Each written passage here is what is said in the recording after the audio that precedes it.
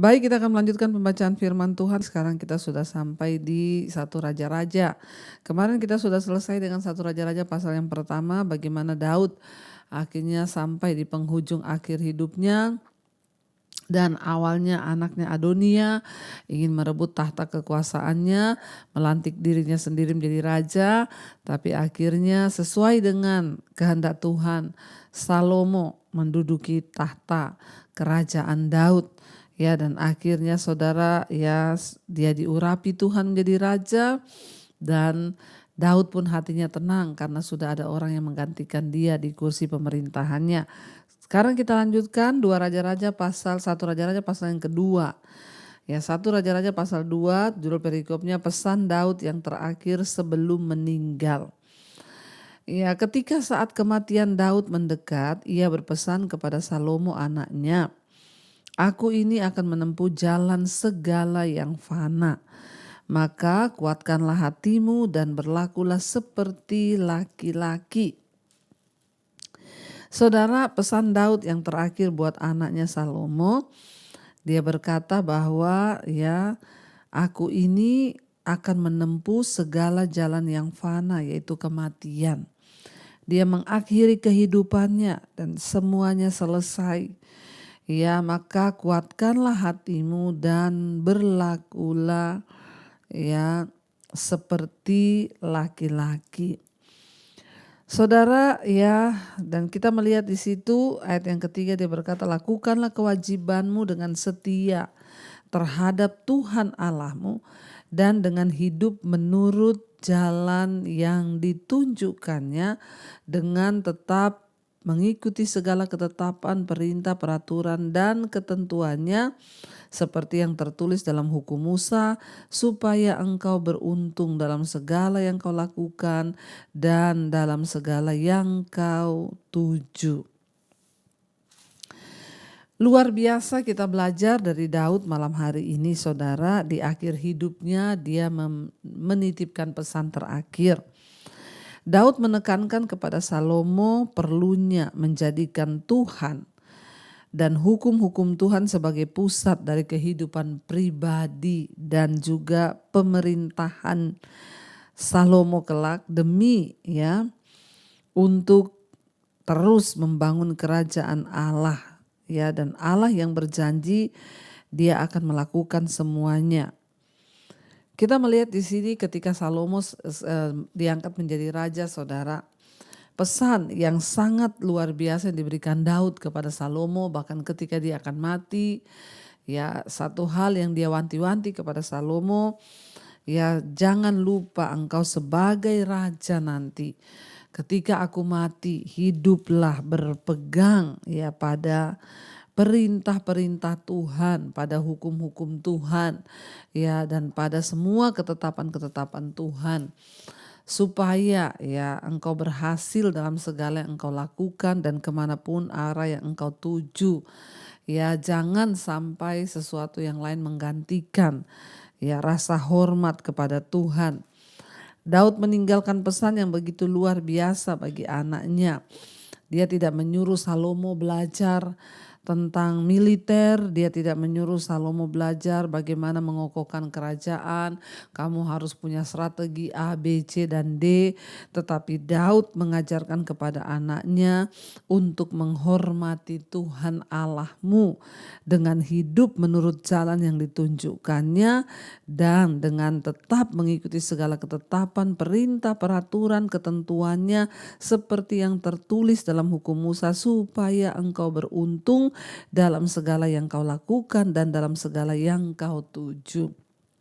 Saudara, penting bagi kita sebagai orang tua hari-hari ini mengingatkan anak-anak kita. Tanamkan itu kepada anak-anak kita bahwa engkau tidak mungkin berhasil jika engkau tidak hidup menurut jalan yang ditunjukkan Tuhan.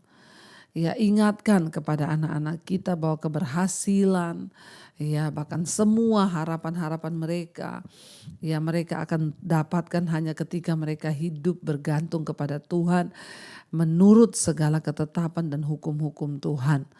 Ya, kalau mau dipikir Salomo itu seorang raja besar atas Israel. Tapi Daud berkata, ya kalau engkau ingin berhasil, maka jangan menyimpang daripada firman Tuhan.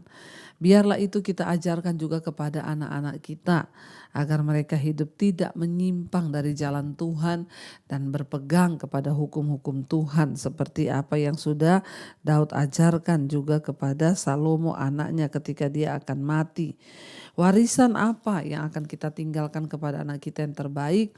Yaitu warisan iman, tentang takut akan Tuhan. Itu yang sangat penting. Itu juga yang dilakukan oleh Daud. Dia berkata bahwa apabila engkau sungguh-sungguh ya hidup menurut jalan yang ditunjukkan Tuhan, maka Tuhan yang akan membuat jalanmu berhasil dan kemanapun arah yang engkau tuju. Ya Tuhan yang berjanji, Tuhan yang akan melakukannya. Janji dari Tuhan ini mempunyai dua bagian, saudara. Satu bagian bersyarat dan tergantung pada tindakan-tindakan sang raja. Bagian lainnya sebaliknya tanpa syarat. Janji bersyarat Tuhan adalah bahwa Daud dan keturunannya akan tetap menjabat sebagai raja hanya bila mereka hidup menghormati dan mentaati Tuhan. Apabila keturunan Daud tidak melakukan lagi hal ini, maka mereka akan kehilangan tahta. Ya. Namun ada janji yang tidak bersyarat, yang adalah bahwa Tuhan berkata keturunan Daud itu akan terus langgeng, akan terus ada. Ya, tetapi soal keturunannya itu akan memegang kursi pemerintahan di Israel, yaitu sesuai dengan ya ketaatan mereka. Dan janji ini digenapi yaitu lewat kelahiran Yesus Kristus yang adalah dari keturunan Daud. Makanya dikatakan Yesus anak Daud, yang adalah juga anak Allah yang kekal, ya. Daud yang kehidupannya menunjukkan ketaatan, memberikan nasihat baik kepada Salomo anaknya, ya supaya dia bergantung kepada Tuhan, bergantung kepada Allah saja. Demikian juga kita harus mengingatkan kepada anak-anak kita.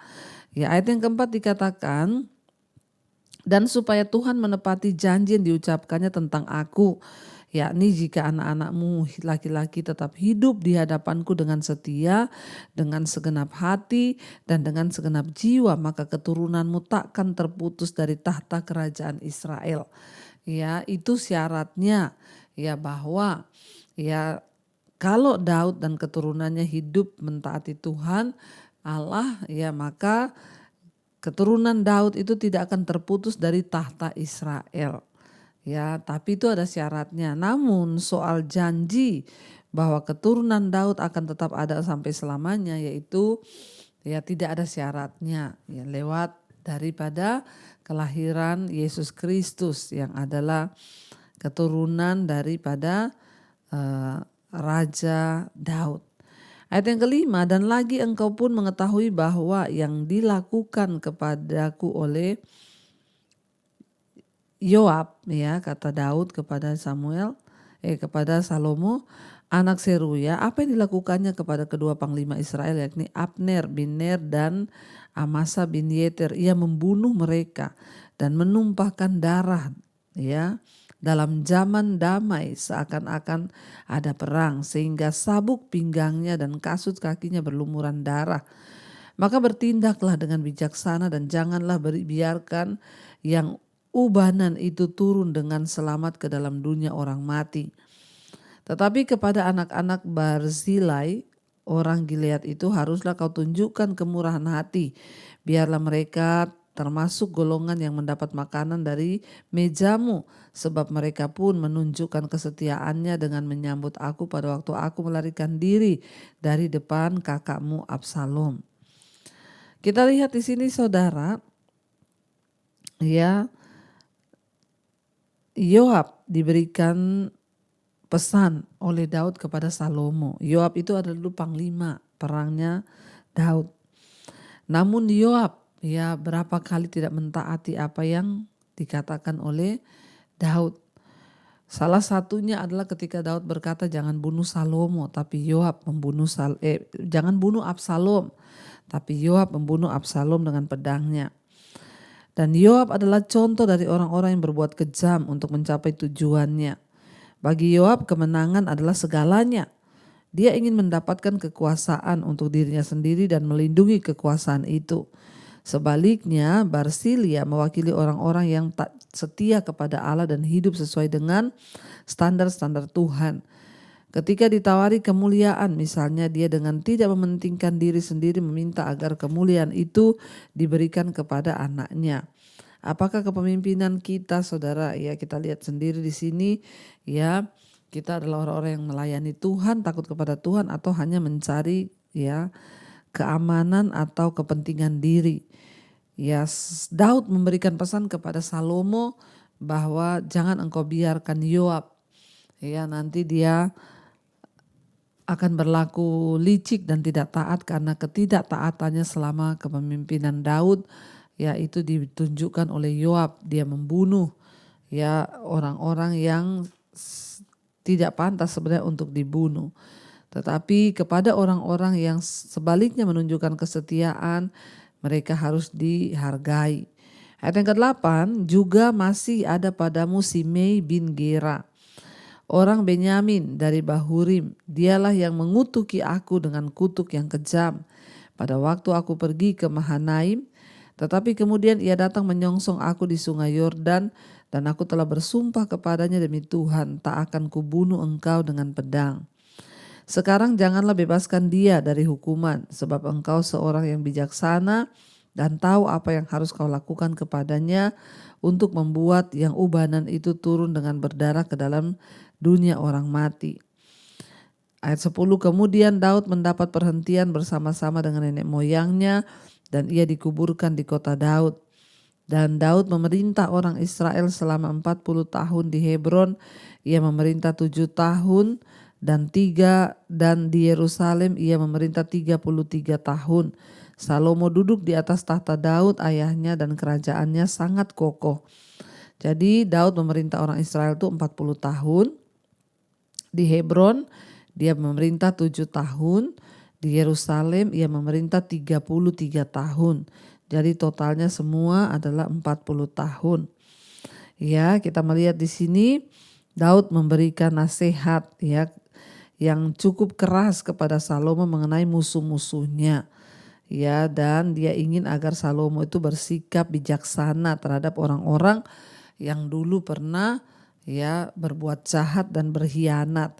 Ya, jadi memang ketahuan kalau orang itu Simei dulu mengutuki Daud, tapi ketika Daud pulang, wah dia yang cari muka. Dia sibuk menyongsong Daud. Daud punya kepekaan untuk menilai orang-orang yang seperti itu. Dia memberikan awas-awas kepada Salomo supaya Salomo jangan terpancing. Dia tahu Salomo memiliki sikap yang bijaksana, jadi dia peringatkan agar Salomo berhati-hati terhadap orang-orang itu. Ya, Daud memberikan nasihat yang keras kepada Salomo mengenai musuh-musuhnya. Namun nasihat ini dirancang untuk membantu raja muda ini untuk kemudian dia boleh ya mengokohkan tahtanya dan luput dari orang-orang yang jahat itu, saudara. Dan nasihat itu hanya ditujukan terhadap musuh-musuh yang terang-terangan menentang orang-orang yang melawan Allah dengan ya melawan raja yang diangkat oleh Tuhan. Secara hukum Daud sedang meminta Salomo untuk memberikan hukuman yang layak diterima untuk musuh-musuhnya. Mereka yang mengutuki seorang raja seperti yang dilakukan oleh Simei, juga Yoab, yaitu semua bertentangan dengan ya hukum Tuhan maupun hukum perdata. Ya, mereka menghina raja di depan semua orang. Dan karena itu Daud menyerahkan itu kepada ya Salomo untuk menunjukkan ya bagaimana dia harus bersikap. Dan Daud saudara meninggal pada kira-kira ya umurnya 70 tahun ya, dan kita bisa melihat profil Raja Daud itu di 1 Samuel 17 nanti ya. Ya, di 1 Samuel 17 yang lalu saudara pernah baca. Dan saudara kita lihat di sini ya bahwa akhirnya Daud meninggal dengan damai dan dia sempat menurunkan dulu tahta dan kursi kepemerintahan kepada anaknya Salomo. Kita bisa belajar dari kehidupan Daud bahwa dia sampai akhir hidupnya setia melayani Tuhan dan setia taat kepada Allah. Dan dia meminta agar Salomo juga taat kepada Allah. Dan kita lihat, kita lanjut sekarang 1 Raja-Raja pasal yang kedua ayat 13, saudara. Tindakan-tindakan Salomo untuk mengokohkan tahtanya. Daud memberi pesan Ya, hati-hati dengan Simei, ya jatuhkan hukuman yang menurutmu pantas. Hati-hati dengan Yoab, mereka itu orang-orang yang tidak setia, dibilang A dia melakukan B. Ya, ada orang-orang yang mengikuti tetapi tidak setia. Dan orang-orang seperti ini berbahaya, mereka bisa berkhianat. Kalaupun mereka memang tidak suka, ya nyatakan tidak suka, tapi jangan berpura-pura ya di depan iya tetapi di belakang tidak. Yoab adalah panglima yang di depan Daud dia terlihat baik tetapi dia tidak mentaati apa yang Daud suruh. Salah satu ketika Daud berkata jangan bunuh Salomo, justru Yoab yang membunuh Salomo. Ya, yang kedua saudara akhirnya juga Simei, ya orang yang mengutuk-ngutuki Daud ketika Daud diusir dari istananya. Tetapi ketika Daud kembali dapat kedudukan, Simei menjilat. Ya, banyak orang-orang di depan baik, di belakang busuk. Dan orang-orang seperti ini saudara harus kita tandai dalam pergaulan kita. Jangan membuka celah. Ada orang-orang yang di depan baik ya, tetapi di belakang itu waduh menjelekkan kita luar biasa. Apalagi zaman sekarang saudara banyak ya yang di sosial media, halo ibu sayang, halo apa kabar ya, padahal di belakang mereka menjelekan kita. Nah, Daud memberikan nasihat kepada Salomo, hati-hati. Yoab di depan baik tetapi di belakang ya dia banyak tidak mentaati apa yang Daud suruh. Simei ya sudah memaki-maki tetapi ya ketika Daud punya jabatan, dia punya kepentingan, dia menjilat. Ya dia berkata baik, pura-pura baik. Jadi Daud berkata kepada Salomo, hati-hati dengan dua orang ini. Artinya mereka bisa menjadi pengkhianat saudara. Hati-hati dengan orang di depan baik tapi di belakang busuk. Alkitab bilang tandai dia. Makanya Daud bilang ya hati-hati dengan mereka, hukum mereka dengan selayaknya. Jangan biarkan mereka masuk ke dunia orang mati tanpa menerima penghukuman. Ya, dan kita belajar hari ini saudara, lebih baik kita punya teman sedikit tetapi orang yang tulus daripada kita punya teman banyak tapi semuanya orang munafik ya. Kita harus berhati-hati. Itu yang Daud kasih tahu kepada Salomo. Kenapa? Karena untuk kokohnya sebuah kerajaan itu dia harus punya orang-orang yang komit, yang solid. Bagaimana Daud bisa membawa mereka untuk tunduk kepada Tuhan kalau orang-orang ini saja tidak sepaham dengan dia, tidak seprinsip dengan dia.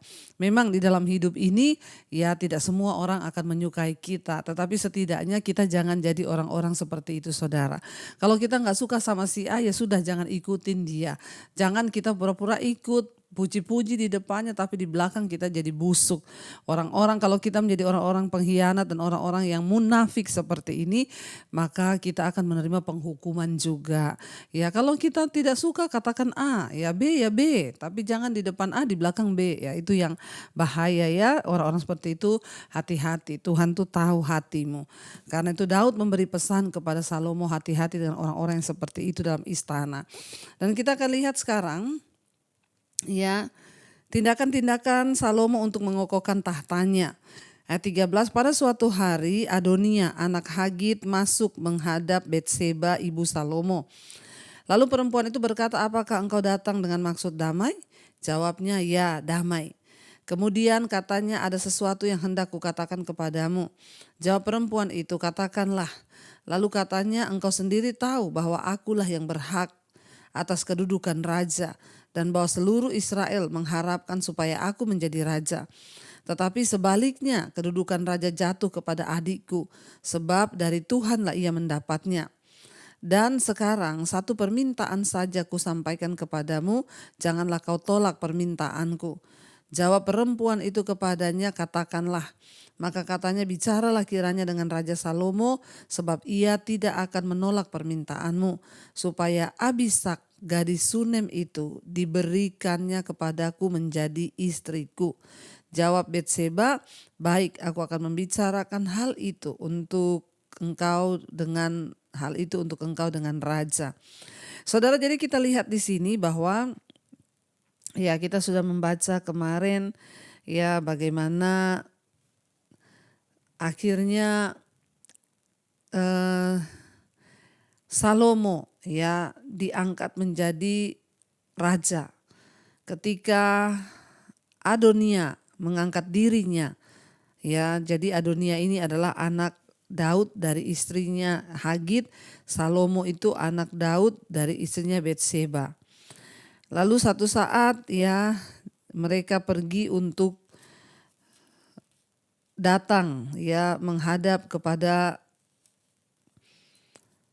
Salomo, ya si Adonia ini menghadap kepada Betseba ibu Salomo, dan dia mengajukan satu permintaan. Dia berkata, ya engkau tahu sebenarnya akulah yang berhak menjadi raja sebab dia anak sulung tetap dari Daud, tapi ya akhirnya kedudukan raja itu jatuh ke tangan Salomo karena kehendak Tuhan.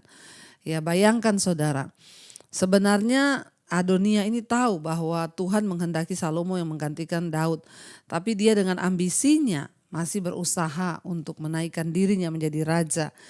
Dia berkata ada satu permintaan, dia menginginkan untuk ya Abisak itu diberi Daud diberi Salomo kepada ya Adonia menjadi istrinya, ya. Jadi dia bilang, dia minta Betseba menghadap kepada Raja Salomo karena dia tahu semua permintaan Betseba ibu Salomo itu tidak akan ditolak oleh Salomo. Ya, dia berkata, ya tolong ya mintakan agar Abisak gadis Sunem itu diberikan kepadaku menjadi istriku. Ya, dan akhirnya Betseba berkata baik, dia akan pergi untuk memintanya, ya. Betseba masuk menghadap Raja Salomo untuk membicarakan hal itu untuk Adonia. Lalu bangkitlah raja mendapatkannya serta tunduk menyembah kepadanya. Kemudian duduklah ia di atas tahtanya dan ia menyuruh meletakkan kursi untuk bunda raja. Lalu perempuan itu duduk di sebelah kanannya. Berkatalah perempuan itu, satu permintaan kecil saja yang kusampaikan kepadamu, jangan kau tolak permintaanku. Jawab raja kepadanya, mintalah ya ibu sebab aku tidak akan menolak permintaanmu. Kata perempuan itu, biarlah Abisak gadis Sunem itu diberikan kepada kakakmu Adonia menjadi istrinya. Tetapi Raja Salomo menjawab ibunya, mengapa engkau meminta hanya Abisak gadis Sunem itu untuk Adonia? Minta jugalah untuknya kedudukan raja, ya. Bukankah dia saudaraku yang lebih tua dan di pihaknya ada Imam Abiatar dan Yoab anak Seruya? Saudara, kita lihat di sini, jadi Salomo ini luar biasa sekali hatinya, ya mirip dengan Daud. Dia ketika Betseba masuk menghadap, dia meminta ya apa yang disampaikan oleh Adonia. Ini bukanlah kasus cinta yang terhalang. Ada lebih banyak hal dalam pikiran Adonia daripada cinta yang ia sangka dan ia rasakan terhadap Abisak. Walaupun ia masih tetap perawan, Abisak dianggap sebagai bagian dari harem Daud. Adonia menginginkan Abisak karena memiliki harem raja, sama dengan mengklaim tahta raja. Absalom melakukan hal yang sama ya pada waktu ia memberontak terhadap Daud. Jadi kita tahu saudara ya, ketika ingat ya waktu Daud dia sedang di usia tuanya, ya lalu ya raja itu sering kedinginan. Saudara ingat ya, ketika raja sudah menjadi tua dikatakan ya, dan dia sudah sering kedinginan, lalu dicarikanlah seorang perawan yang cantik rupanya untuk dia boleh melayani raja. Dan kita tahu di sana akhirnya ya dicarilah gadis yang cantik itu. Dan kemudian didapatinya lah, di sana dikatakan ya Abisak gadis Sunem, ya gadis Sunem yang cantik jelita untuk merawat ya Daud ketika dia sudah tua.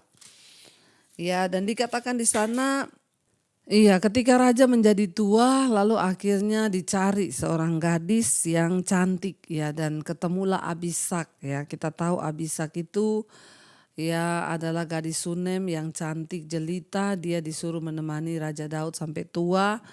Di usia tuanya dia menghangatkan Daud, sekalipun Alkitab berkata Abisak tidak ditiduri oleh Daud. Ya, dia tidak bersetubuh, tapi dia hanya merawat Daud saja di hari tuanya. Nah, Adonia menginginkan gadis ini, Abisak ya, gadis Sunem yang cantik jelita itu. Dan kita tahu bersama ya, bahwa Abisak ini kalau sebutan orang sana adalah harim, ya harimnya Daud. Sama aja dia diambil menjadi orang yang ya ada di sisi Daud. Dengan mengambil harim Daud itu berarti sama dengan Ya, kedudukannya sama dengan Daud. Dia mendapatkan seorang wanita yang pernah mendampingi Daud. Kita tahu bersama kalau ya ingat Adonia ini seorang yang licik, seorang yang ya punya keinginan besar dan seorang yang sangat berambisi dengan kedudukan raja. Ada niat-niat jahat di balik itu, saudara. Makanya ketika Salomo ini orangnya benar-benar tulus hati. Waktu ibunya itu meminta ya, dikatakan di sana ya dia memberikan. Ya, Salomo itu tidak menolak. Dia bilang, jangankan hanya Abishag gadis Sunem itu. Kalau ibu meminta tahtaku, kedudukan raja ini untuk diberikan kepada Adonia karena dia kakak tertuaku, aku pun akan menyerahkannya kalau ibu yang memintanya. Jadi ya akhirnya Adonia itu, dengan memiliki Adonia itu berarti dia adalah harim Raja Daud, sama dengan dia mengklaim bahwa tahta Raja Daud itu menjadi juga miliknya. Absalom juga dulu melakukan hal yang sama pada waktu dia memberontak terhadap Daud. Dia menikahi selir-selir istri-istri Daud. Ya, dan Salomo benar-benar mengerti apa yang ya sedang berusaha dilakukan oleh Adonia, ya, dan kita lihat Salomo itu orang yang sangat bijaksana, orang yang luar biasa. Jadi Salomo berkata, kalau ibu meminta tahta ini untuk aku berikan kepada adikku, kepada kakakku, dia memang berhak karena dia adalah ya kakak tertua. Dia di pihaknya ada Imam Abiatar dan Yoab anak Seruya. Lalu bersumpahlah Raja Salomo, demi Tuhan beginilah kiranya Allah menghukum aku, bahkan lebih daripada itu jika Adonia tidak membayarkan nyawanya dengan permintaan ini. Oleh sebab itu demi Tuhan yang hidup, yang menegakkan aku dan mendudukkan aku di atas tahta Daud ayahku, dan yang membuat bagiku suatu keluarga seperti yang dijanjikannya, pada hari ini juga Adonia harus dibunuh. Lalu Raja Salomo menyerahkan hal itu kepada Benaya bin Yoyada ya, orang ini memancung dia sehingga mati. Ya memang saudara, Salomo ini memiliki hati yang luar biasa terhadap ibunya, tetapi dia berkata, ya kalau memang itu keluar dari mulut Adonia, berarti memang Adonia ini jahat, dia punya niat dari yang itu.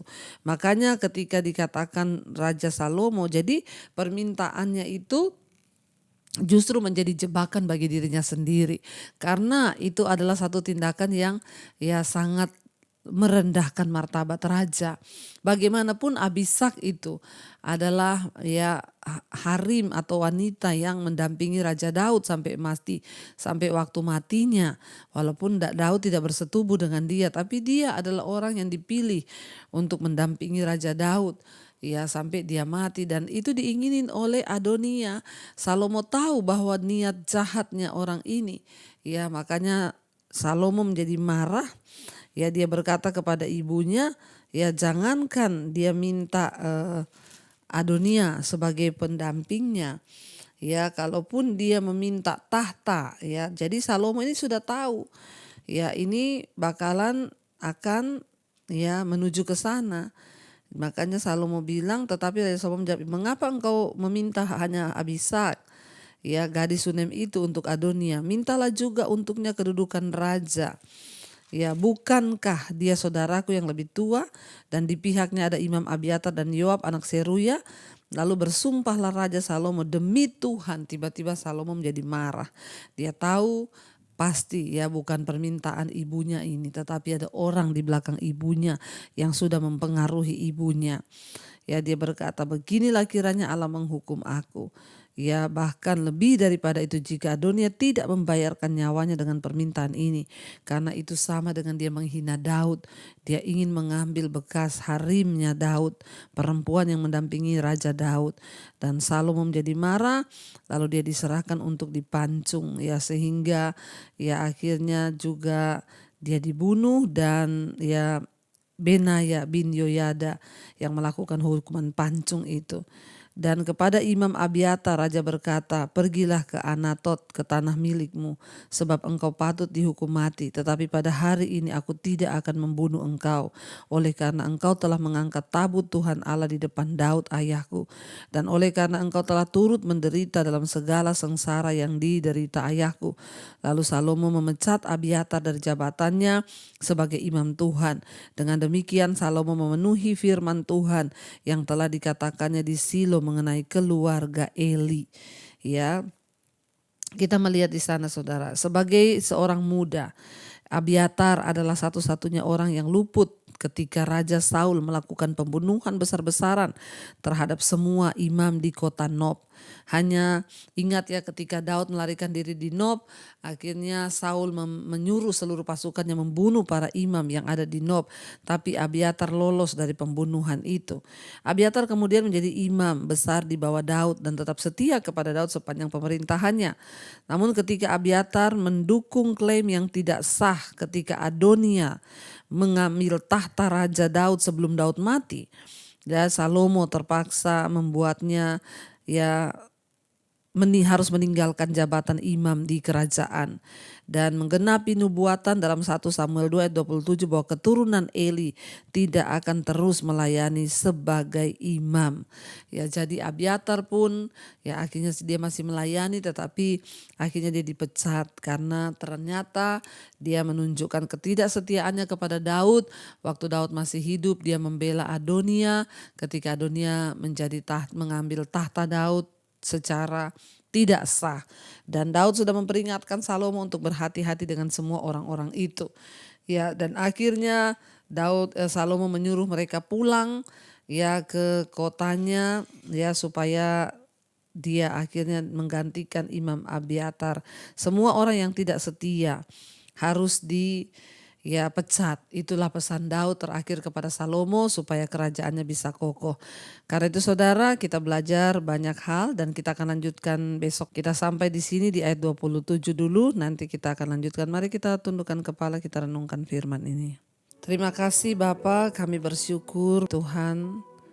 Lewat kebenaran firman-Mu kami belajar bagaimana banyak hal dalam hidup ini yang juga sering kami alami. Daud memberi pesan kepada anaknya agar dia tunduk kepada Allah dan membuang semua pengkhianat-pengkhianat, sebab mereka akan menjadi orang-orang yang menjatuhkan. Ajar kami untuk tidak menjadi orang-orang yang munafik, di depan baik, di belakang tidak baik, di depan berkata A, di belakang kami berkata B. Jadikan kami menjadi orang-orang yang murni di hadapan Tuhan supaya kami juga tidak kena hukuman seperti Imam Abiatar, Yoab dan juga Adonia yang pada akhirnya mati akibat keegoisannya, akibat ketamakannya, akibat keinginan hati yang tidak jujur dan tidak murni. Ajarkan kami menjadi orang-orang yang sederhana, yang hanya menginginkan apa yang Tuhan mau atas hidup kami. Tidak ada ambisi-ambisi lain yang akhirnya membuat hidup kami ini menderita Tuhan. Kami mau belajar dari firman Tuhan, untuk kami belajar hidup melakukan apa yang Tuhan mau, bukan apa yang kami mau. Jadilah kehendak-Mu atas hidup kami Bapa.